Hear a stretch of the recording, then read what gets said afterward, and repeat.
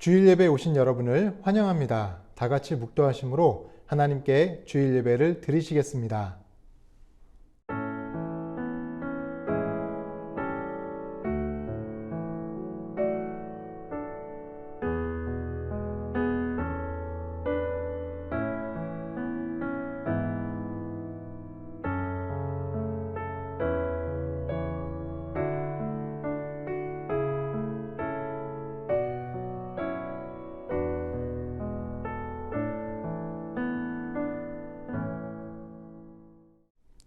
여호와는 나의 산업과 나의 잔의 소득이시니 나의 분깃을 지키시나이다. 내게 줄로 재어준 구역은 아름다운 곳에 있음이여 나의 기업이 실로 아름답도다. 아멘. 하나님, 지난 10월 한 달도 하나님의 도우심 가운데 살다가 이렇게 11월 첫 주일 예배의 자리로 나올 수 있도록 인도해 주시니 감사드립니다. 하나님께서 나의 산업과 나의 잔과 나의 분깃을 주의 날개로 품어주시고 지켜주신 것도 감사드립니다. 그러나 지난 한 주간 우리의 삶을 뒤돌아볼 때 도우시는 주님의 은혜를 잊고 살았던 지난 모습들이 있다면 이 시간 회개하오니 용서하여 주시옵소서. 앞으로 우리의 삶을 아름답게 하시고 은혜 주시는 주님만을 더욱 찬양하며 살아가게 하여 주시옵소서. 오늘 예배를 주님께 올려드립니다. 기쁘게 받아 주시옵소서. 감사하며 예수님 이름으로 기도드립니다. 아멘. 전능하사 천지를 만드신 하나님 아버지를 내가 믿사오며 그 외아들 우리 주 예수 그리스도를 믿사오니 이는 성령으로 잉태하사 동정녀 마리아에게 나시고 본디오 빌라도에게 고난을 받으사 십자가에 못 박혀 죽으시고 장사한 지 사흘 만에 죽은 자 가운데서 다시 살아나시며 하늘에 오르사 전능하신 하나님 우편에 앉아 계시다가 저리로서 산자와 죽은 자를 심판하러 오시리라. 성령을 믿사오며 거룩한 공회와 성도가 서로 교통하는 것과 죄를 사하여 주시는 것과 몸이 다시 사는 것과 영원히 사는 것을 믿사옵나이다. 아멘.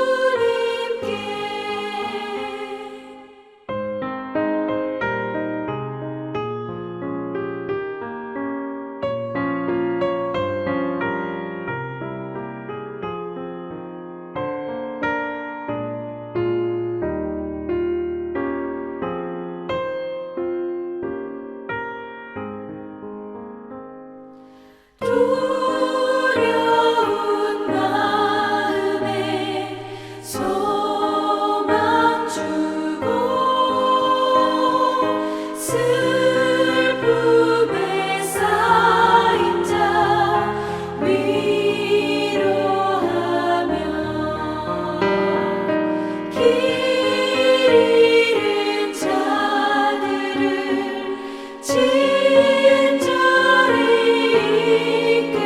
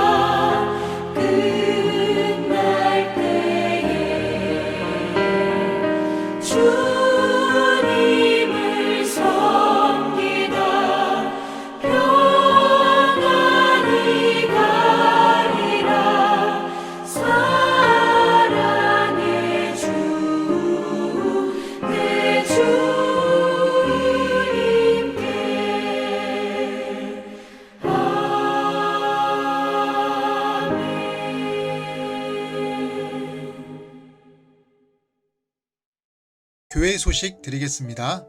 아침 묵상 굿모닝이 월요일부터 금요일까지 새벽 5시에 마가복음으로 진행됩니다. 11월 13일 주일 예배 설교 안내입니다. 오프라인 현장 예배는 서초 사모교회 원로 목사이신 안종대 목사님께서 설교해 주시고, 온라인 영상 예배는 더 가까운 교회 미디어 담당이신 김진수 전도사님께서 설교해 주십니다. 11월 20일은 추수감사 주일로 예배를 드립니다. 현장 예배 때는 성찬식이 있습니다. 이 시간 도고 기도하겠습니다. 첫째로 우리 성도님들의 건강을 위해서 기도하겠습니다. 현재 감기와 장염과 또한 수술을 앞두고 있는 분들이 있는데 하나님의 은혜로 잘 회복되고 또 수술 잘 받고 완치될 수 있게 달라고 기도해 주시고, 우리 각 가정과 직장, 사업을 위해서도 기도해 주시기 바라겠습니다. 두 번째로 11월 17일 수능이 얼마 남지 않았습니다. 수능을 준비하는 수험생 자녀 및 손주들이 남은 기간 열심히 공부하여서 좋은 결과 얻을 수 있도록 기도해 주시고, 세 번째로 지난 이태원 사고로 인해서 슬픔을 당한 유가족들과 또한 부상자들에게 하나님의 은혜가 임하게 하시고, 이런 사고들이 발생하지 않는 안전 시스템이 구비될 수 있도록 우리 이 시간 기도하도록 하겠습니다.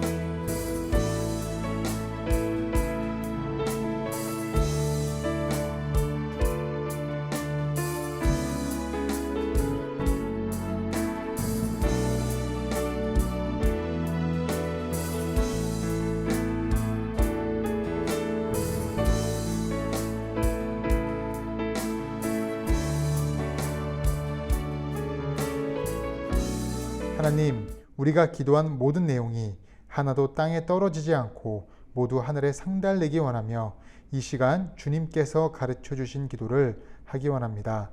너희는 이렇게 기도하라. 하늘에 계신 우리 아버지여, 이름이 거룩히 여김을 받으시오며 나라가 임하옵시며 뜻이 하늘에서 이루어진 것 같이 땅에서도 이루어지이다. 오늘날 우리에게 일용할 양식을 주옵시고, 우리가 우리에게 죄 지은 자를 사하여 준 것 같이 우리 죄를 사하여 주옵시고, 우리를 시험에 들게 하지 마옵시고 다만 악에서 구하옵소서. 대개 나라와 권세와 영광이 아버지께 영원히 있사옵나이다. 아멘.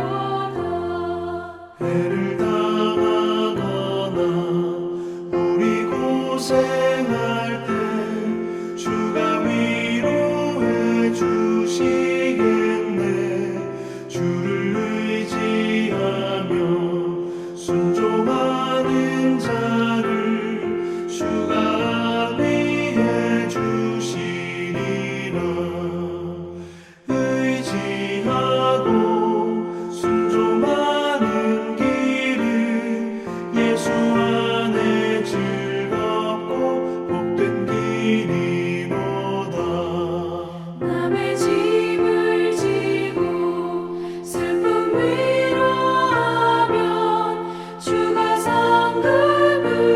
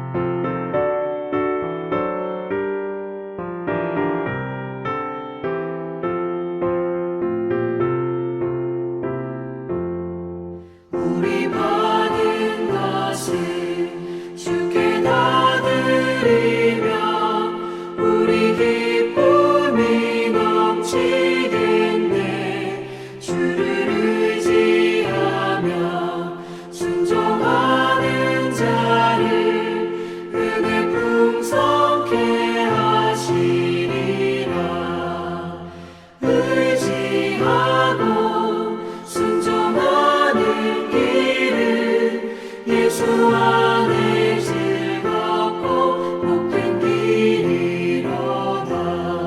주를 힘입어서 말씀 잘 배우고 주를 모시고 살아가세. 주를 의지하며 항상 순종하며 주가 사랑해 주시리라. 의지하고 순종하는 길은 예수 안에 즐겁고 복된 길이로다.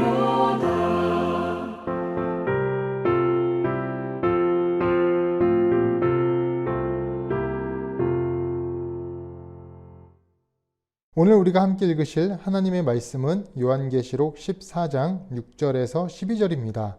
요한계시록 14장 6절에서 12절을 함께 읽겠습니다. 또 보니 다른 천사가 공중에 날아가는데 땅에 거주하는 자들 곧 모든 민족과 종족과 방언과 백성에게 전할 영원한 복음을 가졌더라. 그가 큰 음성으로 이르되 하나님을 두려워하며 그에게 영광을 돌리라. 이는 그의 심판의 시간이 이르렀음이니 하늘과 땅과 바다와 물들의 근원을 만드신 이를 경배하라 하더라. 또 다른 천사 곧 둘째가 그 뒤를 따라 말하되 무너졌도다 무너졌도다 큰 성 바벨론이여 모든 나라에게 그의 음행으로 말미암아 진노의 포도주를 먹이던 자로다 하더라. 또 다른 천사 곧 셋째가 그 뒤를 따라 큰 음성으로 이르되 만일 누구든지 짐승과 그의 우상에게 경배하고 이마에나 손에 표를 받으면 그도 하나님의 진노의 포도주를 마시리니 그 진노의 잔에 섞인 것이 없이 부은 포도주라. 거룩한 천사들 앞과 어린 양 앞에서 불과 유황으로 고난을 받으리니 그 고난의 연기가 세세토록 올라가리로다. 짐승과 그의 우상에게 경배하고 그의 이름표를 받는 자는 누구든지 밤낮 쉼을 얻지 못하리라 하더라. 성도들의 인내가 여기 있나니 그들은 하나님의 계명과 예수에 대한 믿음을 지키는 자니라. 아멘. 11월 첫 주일입니다. 11월 한 달도요. 하나님의 은혜와 긍휼이 우리 성도님들의 가정과 또는 직장과 사업과 학업에 충만히 임하시길 간절히 바라겠습니다. 지난 한 주는 이태원 사건으로 인해서 우리 성도님들 마음이 참 힘들고 또 안타까움을 가지는 시간이었다고 생각이 듭니다. 우리가 살아가면서 이런 안타까운 일들과 어렵고 혼란한 일을 겪습니다. 참으로 혼란한 시대에 살고 있는 게 우리예요. 그래서 우리 신앙인이 이런 혼란한 시대를 살아갈 때 어떤 자세로 살아가야 되는지 오늘 이것에 대해서 살펴보려고 합니다. 오늘 본문 요한계시록이 기록될 당시는요. 로마 제국의 압제와 핍박으로 인해서 이 기독교인들이 너무도 힘들었어요. 신앙을 지키는 것이 쉽지 않았습니다.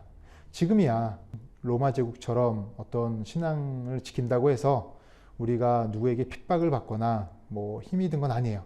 물론 또 우리가 어떤 개인적인 핍박이나 어려움이 있을 수 있지만 어떤 전체적이고 공통적인 핍박은 없다라는 것입니다. 그러니까 그때랑은 좀 달라요. 하지만 성격은 다르지만 본질은 똑같습니다. 왜냐하면 신앙인들이 세상과 동화될 수 없잖아요. 이 신앙인들이 세상을 살아갈 때 쉽지 않아요. 왜냐하면 그때나 지금이나 혼란한 시대에 살고 있습니다. 그래서 하나님께서 3명의 천사를 보내주셔서 신앙인이 어떠한 자세를 가져야 하는지에 대해서 오늘 본문에 알려주시는 거예요. 그때의 모습, 또 지금의 모습 모두 혼란한 시기를 겪고 있는데 그 혼란한 시기 속에서 우리가 어떻게 살아가야 하는지 한번 살펴보겠습니다. 첫째로 신앙인의 지침에 대해서 이제 천사들이 하나하나 알려주는데요. 첫 번째 천사가 알려주는 신앙의 지침 첫 번째는 뭐냐? 바로 온전히 경배하라입니다. 오늘 본문의 6절, 7절을 보겠습니다. 또 보니 다른 천사가 공중에 날아가는데 땅에 거주하는 자들 곧 모든 민족과 종족과 방언과 백성에게 전할 영원한 복음을 가졌더라.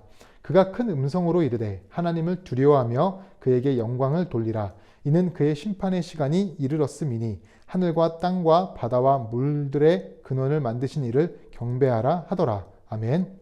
혼란한 시대 속에서 우리가 흔들리지 않고 능력 가운데 설 수 있는 비결은 뭐냐? 다른 게 아니라요. 하나님께 경배하는 것입니다. 하나님께 경배하는 것. 그렇다면 경배가 무엇이냐? 바로 예배예요, 예배. 우리 삶의 예배만 흔들리지 않아도요, 모든 시험과 환난을 다 이길 수 있습니다. 바울과 실라가 예수님 전하다가 감옥에 들어갔을 때 그들은 하나님을 예배했어요. 그랬더니 지진이 나는 겁니다. 그 지진으로 인해 감옥 문이 열려요. 우리가 문제라는 감옥에 갇힐 때가 있거든요. 우리가 어떤 고난이란 감옥에 갇힐 때가 있어요. 그때 우리가 예배를 합니다. 예배를 해야 돼요. 예배를 하면요, 바로 감옥문이 열리면 좋은데 바로 감옥문이 열리는 게 아니에요. 뭐가 있냐? 지진이 나요. 지진이. 원하지 않는 문제의 지진이 또 일어납니다. 우리 입장에서는 설상가상이라고 생각해요. 왜? 감옥에 갇힌 것도 힘든데 왜 내 삶 속에 또 지진이 나는 건가? 바울과 실라가 놀라지 않았겠습니까? 그런데 그들은 그런 와중에도 찬양을 했어요. 하나님을 예배했습니다. 근데 그 지진 때문에 아까 말씀드린 대로 감옥의 문이 열리는 거예요. 우리가 문제의 감옥에 갇힐지라도 우리 삶에 또 다른 지진이 일어날 수 있어요. 문제가 생길 수 있어요. 그런데 그 지진으로 인해서 우리 안에 있는 문제의 문이 열리는 겁니다. 내가 갇혀있는 문제의 문이 열리는 거예요. 그 지진은 나를 죽이는 지진이 아니고 나를 해치는 지진이 아니고 내 문제의 감옥을 깨부시는, 부셔뜨리는 그 지진이라는 거예요. 이것이 중요합니다. 우리 삶의 고난 같은 상황이 또 오더라도 그것은 다 이유가 있는 거예요. 우리의 문제의 문을 열리게끔 하기 위해서입니다. 그래서 우리는 어떤 상황이든 예배를 드려야 돼요. 예배를 드리는 게 중요합니다. 그러면 예배를 어떻게 드려야 되나? 예배가 무엇입니까? 모여서 찬양하고 기도하고 말씀 듣는 것, 이렇게 간단하게 얘기할 수 있지만 물론 그럴 수도 있겠지만요. 그러나 예배의 본질에서 가장 중요한 것은 뭐냐? 마음이에요. 마음, 하트. 마음을 사로잡는 것이 바로 예배의 본질입니다. 누구의 마음을 사로잡아요? 바로 하나님의 마음을 사로잡는 것입니다. 남녀가 결혼하는 이유가 뭐예요? 서로에 대해 마음이 사로잡혔기 때문이에요. 사로잡히지 않으면 결혼 못하는 것입니다. 사로잡히면요, 다른 것 상관 안 해요. 물불 안 가립니다. 다 해주는 거예요. 그냥 그 사람만 따라가는 거예요. 가족이 되는 겁니다. 생각해 보세요. 여러분은 여러분의 배우자의 어떤 부분에 마음이 사로잡혀 결혼했습니까? 또 우리가 하고 마는 것 중에요. 어떤 물건을 살 때가 있어요. 또 하고 마는 장소 중에 그 장소를 가는 이유가 있습니다. 이유는 뭐예요? 그 물건에, 그 장소에 사로잡혔기 때문이에요. 사로잡혔기 때문에. 마찬가지로 예배라는 것은요, 하나님의 마음을 사로잡는 것입니다. 하나님의 마음을 사로잡는 것. 구약에서 다윗이 왜 이렇게 하나님께 귀중하게 여김을 받았는지 아세요? 왜 하나님이 다윗을 마음에 합한 자라고 하셨을까요? 다윗 자체가 대단하지 않잖아요. 다윗은 금수저도 아닙니다. 은수저도 아니에요. 요즘 말로 하면 흑수저예요, 흑수저. 죄도 얼마나 많이 지었습니까? 살인죄도 짓고 간음도 하고 정말 잘못된 일을 많이 한 게 다윗이에요. 그럼에도 불구하고 다윗은 하나님의 마음을 사로잡았습니다. 사로잡은 게 뭔지 아세요? 다윗이 잘못하면요, 거기서 그냥 가만히 있지 않아요. 하나님 앞에 달려가서 그 앞에서 무릎 꿇고 죄송합니다. 하나님, 저 버리지 마세요. 제가 정말로 잘못했습니다. 그러면서 하나님 앞에 머물러 있는 거예요. 또 어려운 일이 있을 때, 힘든 일이 있을 때 다른 것 의지하지 않고 오직 하나님 의지하는 겁니다. 무엇보다 어떤 상황에서든 예배를 드리는 거예요. 예배를. 언약궤가 그 이스라엘로 들어오니까 얼마나 다윗이 춤추고 기뻐하고 날뛰었습니까? 그래서 하나님께서 다윗을 내 마음에 합한 사람이라고 하시는 겁니다. 이 표현을 다르게 표현하면 하나님께서 다윗에게 마음을 빼앗겨 버리신 거예요. 우리도 이런 모습이 있어야 합니다. 보세요. 복음서에 보면은 바리새인과 서기관들이 기도도 많이 해요. 구제도 많이 합니다. 금식도 많이 해요. 우리가 볼 때는 와, 믿음이 너무 좋은 거예요. 신앙생활 잘하는 거예요. 그런데 왜 하나님의 마음에 그들이 사로잡히지 않았습니까? 하나님의 마음에 다윗처럼, 다윗이 하나님의 마음을 사로잡은 것처럼요, 그들이 하나님의 마음을 사로잡지를 못해요. 바리새인과 서기관들이. 왜 그렇습니까? 그들의 모든 행위는요, 마음을 담지 않았어요. 형식적이었습니다.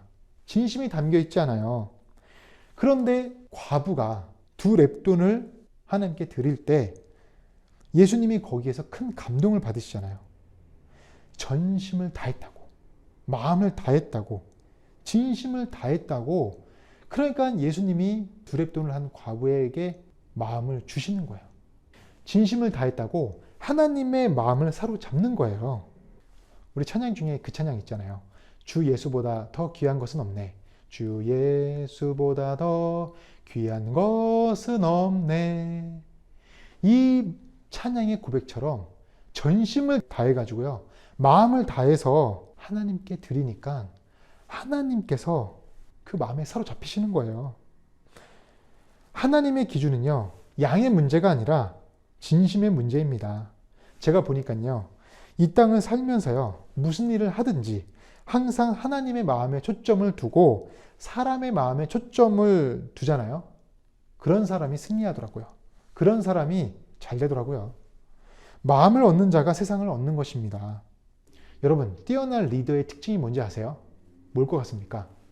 카리스마, 지도력, 지식, 화술, 통찰력, 외모, 뭐 여러 가지 있을 수 있는데, 옛날부터 이제 리더에 관한 책들이 많이 나오잖아요. 근데 그 리더에 관한 책들을 볼 때요, 공통적으로 얘기하는 게 뭐냐면요, 다른 게 아니라 마음이에요. 마음. 누구의 마음? 같이 일하는 사람들의 마음을 얻는 자, 동료들의 마음을 얻는 사람이 진정한 리더라는 겁니다. 그 마음을 얻는 게요, 어떤 권위로, 어떤 조건으로, 어떤 물질로 얻는 게 아니라 전심으로 마음을 얻는 것을 얘기해요. 진심으로 마음을 얻는 것. 그것이 지도력이라는 것입니다. 왕도요, 쿠데타 일어나지 않으려면요, 백성의 마음을 얻어야 합니다. 백성의 마음을 얻지 못하면요, 쿠데타 일어나는 거예요. 이거는 우리가 동서양의 모든 역사를 봐서 증명할 수 있잖아요.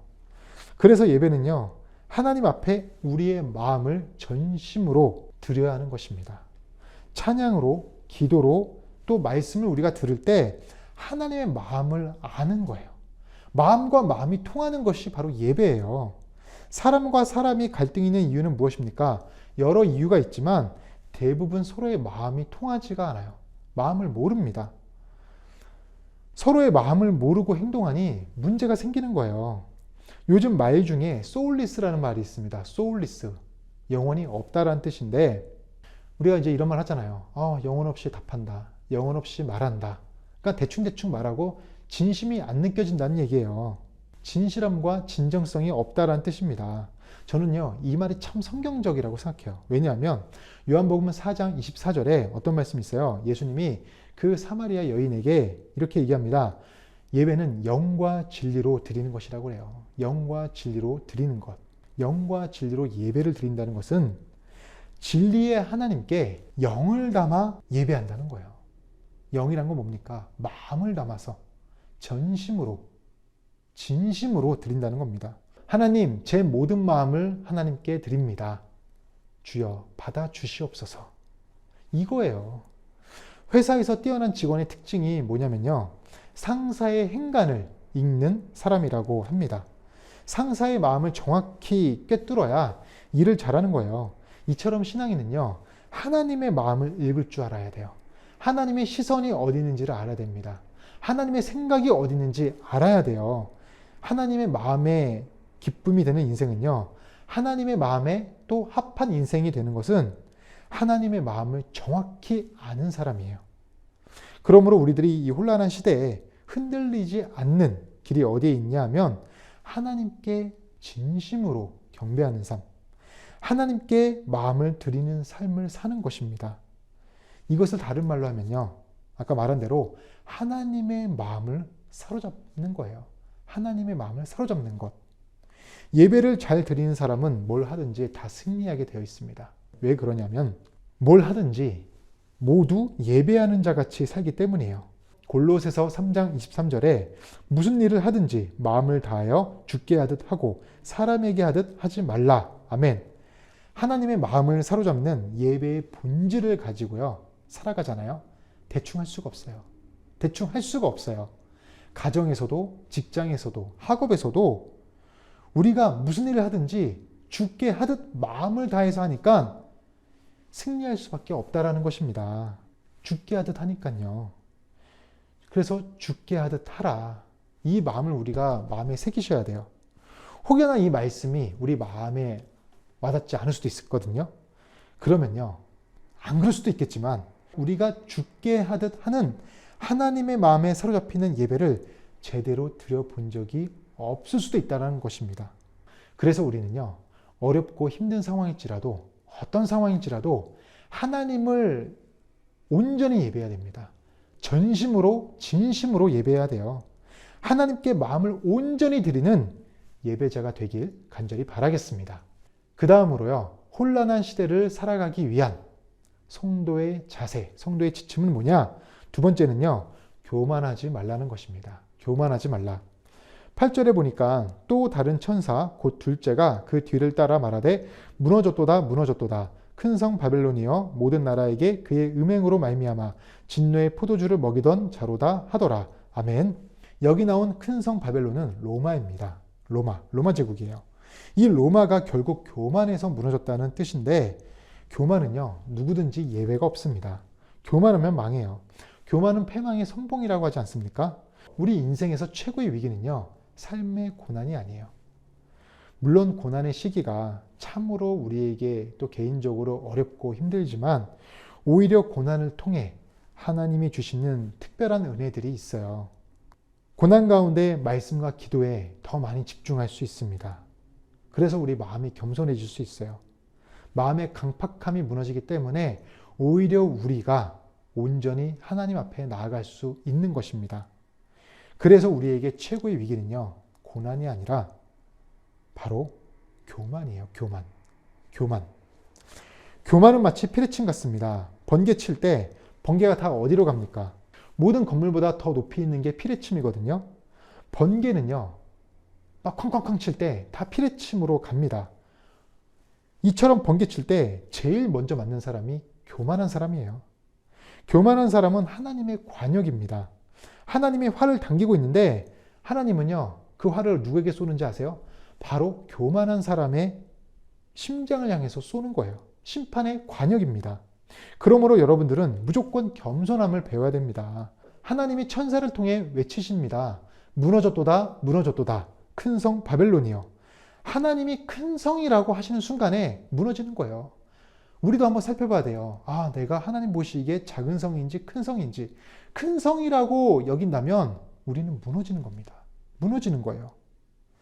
하나님이 큰 성이라고 하시는 순간에 무너짐을 우리는 잊지 마셔야 됩니다. 그래서 우리는요, 겸손함을 배워야 합니다. 혼란한 세상에서 우리가 가져가야 할 것은 겸손함이에요. 겸손함.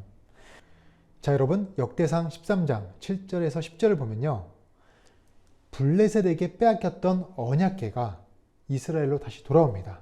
그래서 이때 여러분 잘 아시는 대로 다윗이 막 언약궤가 돌아온다고 춤추며 난리치는 거예요. 막 찬양하는 거예요. 그 장면이 바로 역대상 13장에 있는 내용입니다. 그런데 이것을 운반하는 책임자인 우사라는 사람이 있는데, 이 우사라는 사람이 언약궤를 만졌다고 죽어요. 근데 보세요. 저는 여기서 처음에 이해가 안 됐던 게, 우사가 했던 잘못이란 언약궤가 이제 이렇게 들어오는데, 수레에 실어서 들어오는데, 그 언약궤가 들어오니까 다윗이 춤을 추잖아요. 그러면 거기에 이제 막 풍악을 울리고 막 나팔을 불고 이제 그런 음악 소리가 들리니까 아마 이제 그 소리에 소들이 날뛰어 가지고 이제 수레에 실린 언약궤가 떨어질 것 같았나 봐요. 그러니까 그 운반 책임자인 우사가 그 언약궤를 받친 거예요. 떨어지지 않게 막은 거죠. 근데 죽었어요.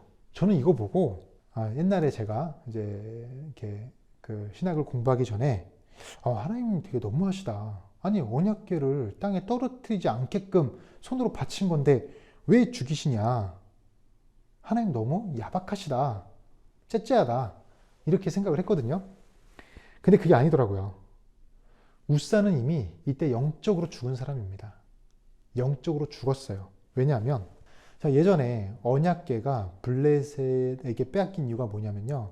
이 블레셋 사람들의 이제 입장에서 이스라엘의 언약궤가 어떤 의미였냐면은 이제 소문이 그렇게 난 거예요. 이스라엘 사람들이 언약궤를 가지고 여리고 성도 무너뜨리고 언약궤를 가지고 이제 다른 나라들도 다 이기고 정복하고 가나안도 정복하고 하니까 이 언약궤가 특별한 힘이 있나 보다.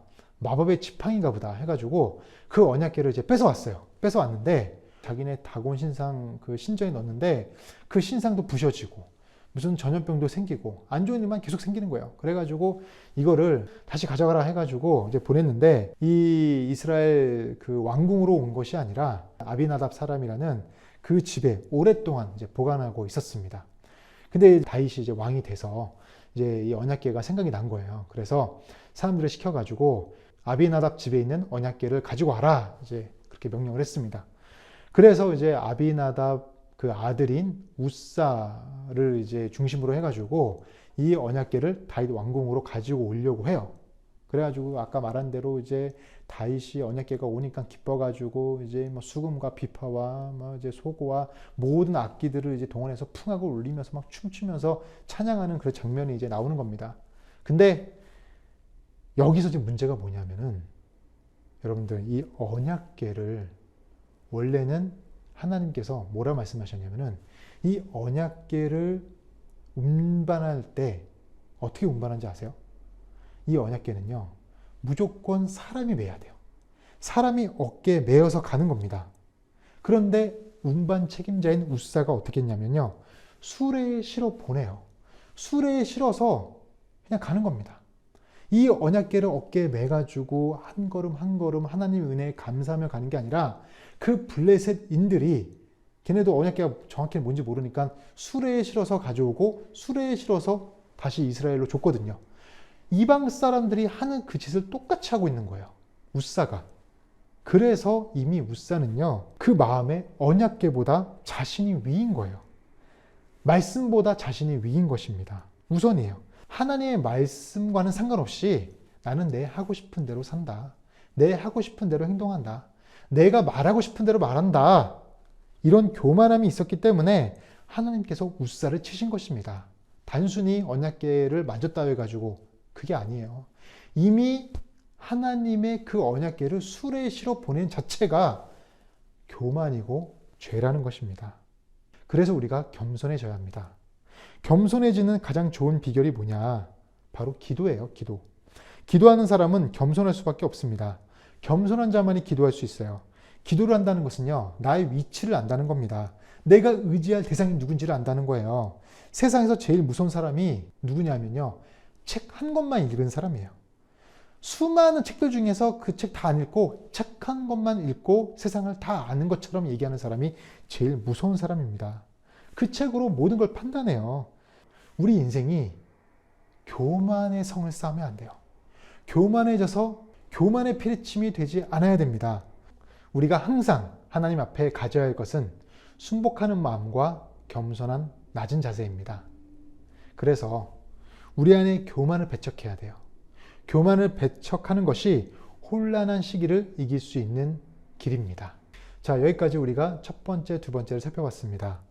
혼란한 시기에 성도가 가져야 될 자세는요, 첫 번째는 하나님을 사로잡는 예배를 드리는 것이고, 두 번째는 교만하지 않고 겸손한 것입니다.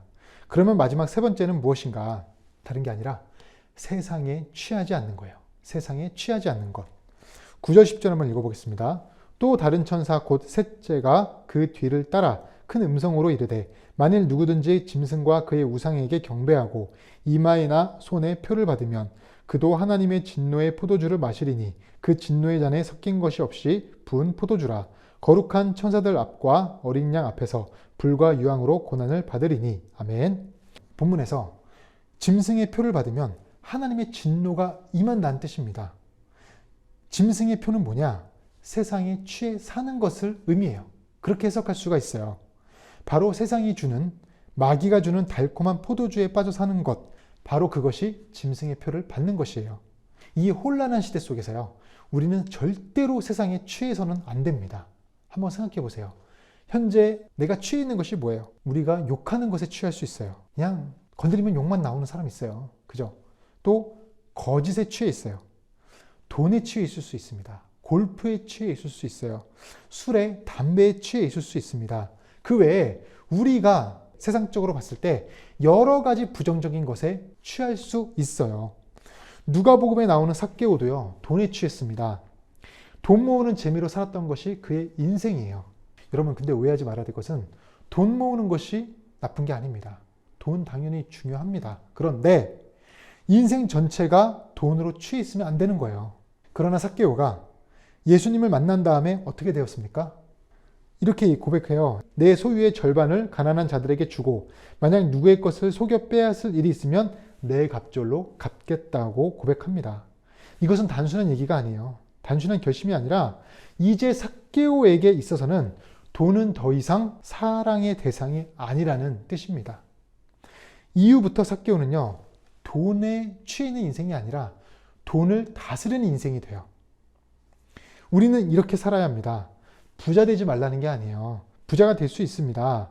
근데 부자가 되어가지고 돈에 취해 있지 말라는 거예요. 우리가 명예를 가질 수 있습니다. 우리가 어떤 힘을 가질 수 있어요.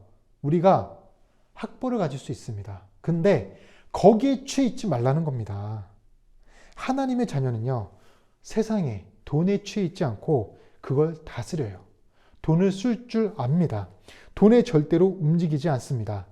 그래서요, 우리는 내가 취했던 것들을 한번 생각해 보시고 그것들을 모두 십자가에 못을 박아야 돼요.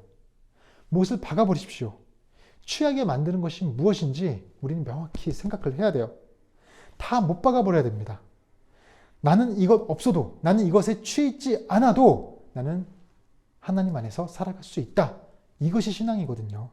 그럴 때 승리할 수 있는 것입니다. 우리가요, 우리 안에 있는 그 잘못된 것들, 세상에 취해 있는 것들을 다 십자가의 못으로 박아버리고요. 우리가 정작 취해야 할 것이 있거든요. 그것이 뭐냐면요, 말씀이에요. 말씀. 우리는 세상이 아닌 말씀에 취하는 인생이 되어야 합니다. 말씀에 빠져 살아야 해요. 말씀에 따라 움직이고 말하고 생각해야 합니다. 말씀에 취하는 것은 어떻게 해야 합니까? 간단해요. 우리가 세상에 취하는 거 어떻게 취합니까? 그걸 좋아하잖아요. 좋아하기 때문에 또 그걸 해야 뭔가 우리가 이기는 것 같고, 또 그걸 해야 내가 또 잘난 것 같고, 또 그걸 해야 내가 승리하는 것 같고, 또 그 어떤 부분에 관심이 있잖아요. 마찬가지로요, 무엇에 취한다는 것은 그것을 좋아해야 합니다. 관심이 있어야 돼요. 자주 해야 돼요. 마찬가지로요, 말씀을 좋아하면 돼요. 말씀에 관심이 많으면 취하게 되어 있습니다. 말씀을 많이 안다는 것이 단순히 지식을 쌓는 게 아닙니다. 예전에 어떤 분이 담배를 많이 피우는 골초였는데요. 근데 자신이 성경을 한번 읽고 싶어가지고 이제 일독을 하려고 마음을 먹었는데, 이제 무슨 얘기인지를 잘 모르겠대요. 성경을 읽으면서. 근데 이제 막 창세기, 출애굽기 읽다가 이제 담배를 다시 이제 피기 시작한 게 레위기부터 폈다고 시작하더라고요. 도대체 무슨 말인지를 모르겠대요.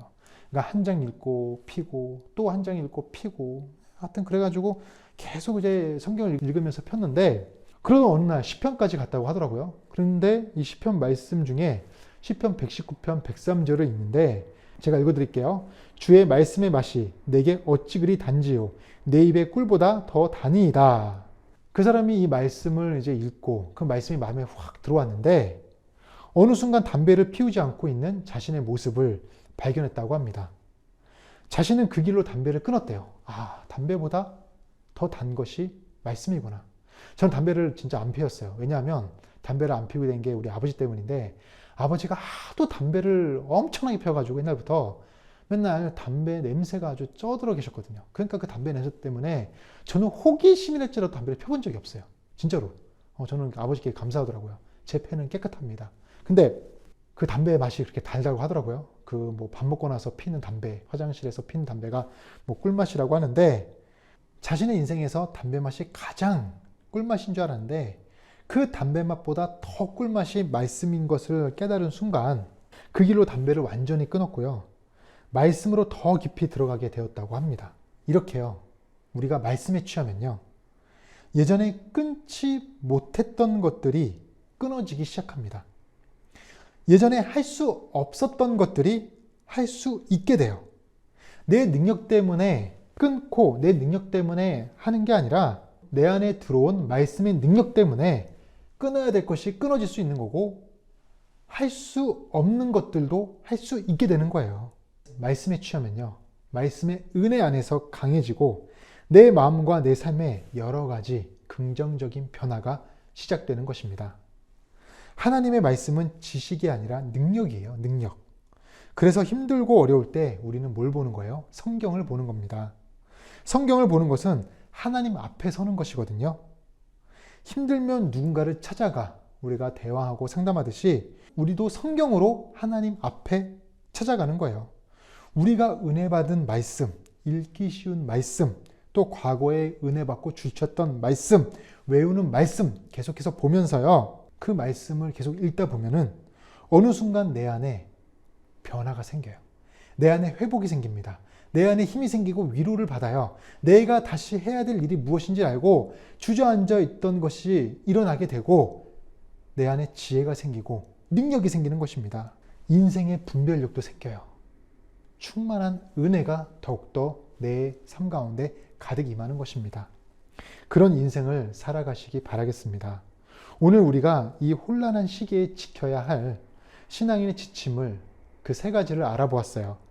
그 지침을 우리가 잘 지키고 우리 삶에 적용한다면 우린 이 혼란한 시기에서 어렵지 않고 힘들지 않고 쓰러지지 않고 승리할 수 있게 될 것입니다. 우리가 이렇게 지침을 지키는 것을요, 하나님은 무엇이라고 하시냐 하면요, 바로 본문 12절 한번 읽어보겠습니다.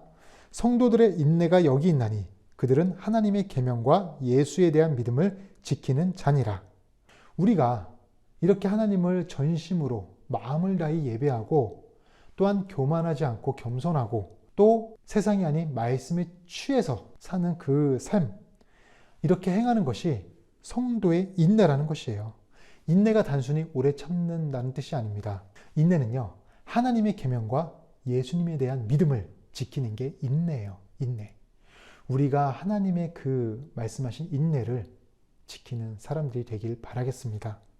그 인내의 삶을 살아가셔서 하나님 앞에 서는 날 하나님께 잘하였다, 너무 잘했다, 수고했다, 잘했다고 칭찬받는 그런 여러분이 되시길 간절히 바라겠습니다.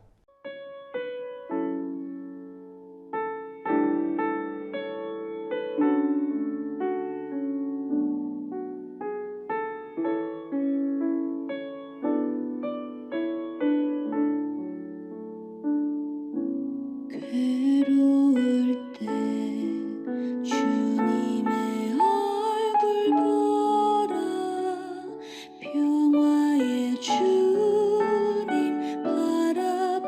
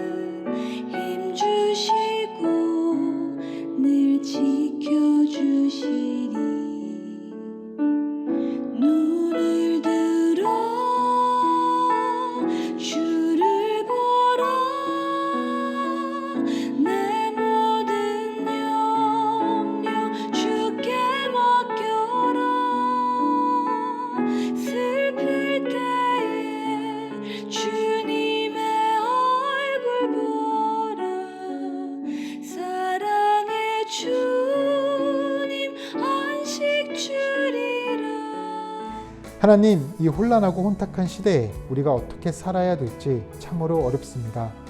한편으론 방황할 수도 있습니다. 그러나 하나님께서 우리가 어떻게 살아야 하는지 말씀을 통해 지침을 정해 주셨습니다. 어떤 상황일지라도 예배의 자리를 떠나지 않으면 우리는 안전합니다. 아무리 힘든 상황일지라도 또 마귀가 우리를 넘어뜨리려 한다 할지라도 교만 버리고 겸손하면 이길 수 있습니다. 아무리 영적으로 우리를 무너지게 만드는 세상의 유혹의 포도주를 우리에게 던진다 할지라도 우리는 그것에 취하지 않고 말씀으로 취하면 승리할 수 있습니다. 이 혼란한 시대에 하나님의 말씀과 예수에 대한 믿음을 지키는 온전한 인내를 통하여 승리하는 우리 모두의 삶이 될 수 있도록 도와주시옵소서. 오늘도 정성이 담긴 귀한 예물과 마음을 드린 손길들이 있습니다. 주님께 드린 손길들의 가정과 직장, 사업들을 지켜주시고 크신 능력과 은혜를 내려 주시옵소서. 이 예물이 쓰이는 곳마다 성도의 지침을 지키며 승리하는 사역과 인생들이 많아지게 하시옵소서. 이제는 우리 주 예수 그리스도의 은혜와 하나님 아버지의 크신 사랑과 성령의 교통하신 은혜가 성도의 인내를 인생 속에서 지키며 승리를 언제나 경험하는 성도님들의 머리 위에 그들의 가정과 생업 위에 영원토록 함께 하시기를 축원하옵나이다. 아멘.